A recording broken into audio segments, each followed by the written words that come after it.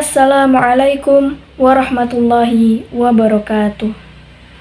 Innal hamdalillah nahmaduhu wa nasta'inuhu wa nastaghfiruh wa na'udzu billahi min syururi anfusina wa min sayyiati a'malina. May yahdihillahu fala mudhillalah wa may yudlilhu fala hadiyalah. Asyhadu an la ilaha illallah wahdahu la syarikalah wa asyhadu anna Muhammadan abduhu wa rasuluh. Allahumma sholli ala Muhammad wa ala alihi wa ashabihi ajma'in. Amma ba'd. Puji dan syukur marilah kita panjatkan kehadirat Allah Subhanahu wa Ta'ala, karena berkat rahmat dan karunia-Nya kita dapat berada di sini dalam keadaan sehat. Pada kesempatan yang bahagia kali ini, saya akan menyampaikan ceramah mengenai keutamaan tawadhu. Hadirin yang dirahmati Allah Subhanahu wa Ta'ala. Yang dimaksud dengan tawadhu atau rendah hati ialah merendahkan diri dan bersikap lemah lembut. Tawadhu berarti kita menempatkan diri kita lebih rendah dari makhluk lain. Hal ini guna mengubur sifat sombong yang seringkali bergelora di dalam diri kita. Tawadhu penting kita terapkan dalam kehidupan sehari-hari, dalam hubungan kita kepada Allah Subhanahu wa Ta'ala, maupun hubungan kita dengan seluruh ciptaannya, meliputi manusia, hewan, tumbuhan, dan sebagainya. Lawan dari tawadhu adalah sombong. Sombong merupakan pangkal dari berbagai macam sifat tercela lainnya. Kita tentu hafal betul kisah iblis yang menolak untuk bersujud dalam rangka menghormati Nabi Adam alaihissalam. Itu tidak lain karena kesombongan dari makhluk terlaknat tersebut. Pasalnya, iblis merasa lebih baik karena diciptakan dari api, sedangkan Nabi Adam alaihissalam diciptakan dari tanah. Dari Abu Hurairah, ia berkata bahwa Rasulullah Shallallahu Alaihi Wasallam bersabda, "Ma naqasat shadaqatum min malin wa ma zadallahu 'abdan bi'afwin illa 'izza. Wa ma tawadha'a ahadun lillahi illa raf'ahullah." Sedekah tidaklah mengurangi harta. Tidaklah Allah menambahkan kepada seorang hamba sifat pemaaf, melainkan akan semakin memuliakan dirinya.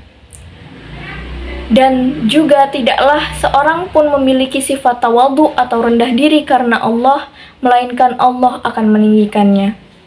Hadis riwayat Muslim. Salah satu keutamaan sifat tawadhu adalah mendapatkan kemuliaan baik di dunia maupun di akhirat. Yang dimaksud di sini ialah Allah akan meninggikan derajat orang-orang yang rendah hati baik di dunia maupun di akhirat. Di dunia, orang akan menganggapnya mulia.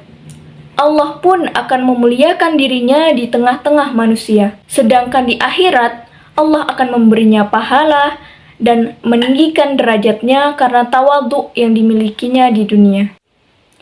Hadirin yang dirahmati Allah Subhanahu wa Ta'ala. Tawadhu merupakan akhlak mulia dari para nabi alaihi musholawatu wassalam. Lihatlah Nabi Musa. Ia melakukan pekerjaan rendahan, memberi minum hewan ternak, dalam rangka menolong dua orang wanita yang ayahnya sudah tua renta. Lihatlah pula Nabi Daud yang makan dari kerja keras tangannya sendiri. Lihat juga Nabi Zakaria yang dulunya merupakan seorang tukang kayu. Kemudian sifat tawadhu Nabi Isa alaihissalam yang ditunjukkan dalam perkataannya dalam Quran surah Maryam ayat 32.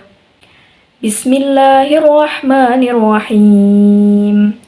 Wa barram biwalidati wa lam yaj'alni jabbaran syaqiyya. Dan berbakti kepada ibuku, dan dia tidak menjadikan aku seorang sombong lagi celaka. Lihatlah sifat mulia dari para nabi tersebut. Karena tawadhu, mereka menjadi mulia baik di dunia maupun di akhirat. Hadirin rahimakumullah. Keutamaan lain daripada sifat tawadhu adalah disayangi dan dicintai di tengah-tengah manusia. Orang akan semakin menyayangi orang yang rendah diri dan tidak menyombongkan dirinya. Itulah yang terdapat dalam diri Rasulullah SAW. Beliau Shallallahu Alaihi Wasallam pernah bersabda, "Wa innallaha auha ilayya an tawadhu hatta la yafkhara ahadun ala ahadin, wa la yabghi ahadun ala ahad." Dan sesungguhnya Allah mewahyukan kepadaku untuk memiliki sifat tawadhu.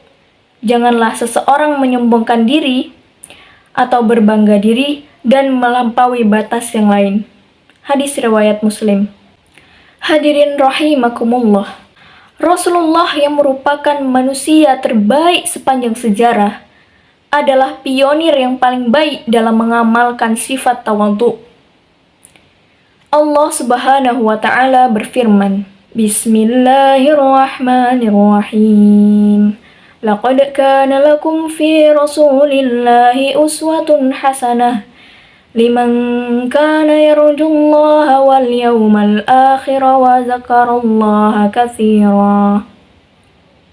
Sesungguhnya telah ada pada diri Rasulullah itu suri tauladan yang baik bagimu, yaitu bagi orang yang mengharap rahmat Allah dan kedatangan hari kiamat, dan dia yang banyak menyebut Allah. Quran Surah Al-Ahzab ayat 21. Hadirin yang dirahmati Allah Subhanahu wa taala. Nabi Shallallahu Alaihi Wasallam memberi salam ke anak kecil yang kedudukannya lebih rendah di bawah beliau. Anas berkata, "Sungguh Nabi Shallallahu Alaihi Wasallam biasa berkunjung ke orang-orang Ansor. Lantas beliau memberi salam kepada anak kecil mereka dan mengusap kepalanya." Hadis riwayat Ibnu Hibban. Subhanallah, ini sifat yang jarang kita temui pada saat ini. Sedikit sekali orang yang mau memberi salam kepada orang yang derajatnya lebih rendah dari dirinya. Boleh jadi orang tersebut merupakan orang yang paling mulia di sisi Allah karena takwa yang ia miliki.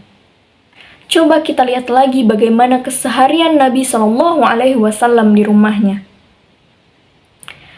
Beliau membantu istrinya, bahkan ketika ada sendalnya yang putus atau bajunya yang sobek, beliau menjahit dan memperbaikinya sendiri. Ini beliau lakukan di balik kesibukan beliau dalam berdakwah dan mengurus umat.